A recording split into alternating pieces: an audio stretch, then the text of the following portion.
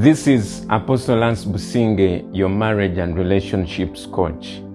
Just like life does not give us 100% or everything, your marriage will also not give you everything. And you need to come to terms that there are certain things that you will not get or experience in your marriage.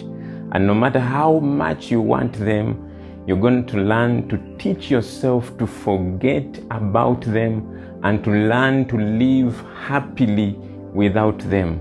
You need to understand that your spouse is not a robot or a machine that you can program to do as you wish. Your spouse is a human being, and because they're human beings, they have what we call free will.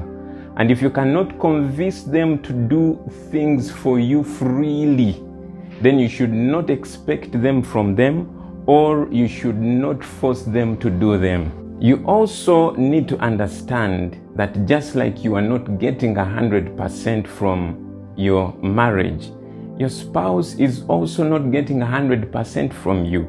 And just like they have learned to only live with what they can get from you, you also need to teach yourself to only live with what you are getting in your marriage. And I know so many of you, when you fail to get something from your marriage, you try to get it from outside of your marriage. But you see, when you do that, it means you have committed infidelity.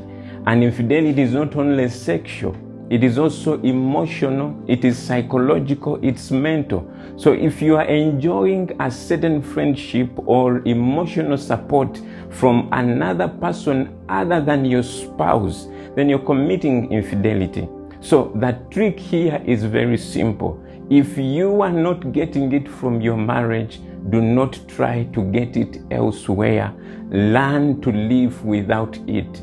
That is one of the principles for a successful marriage. Stay blessed.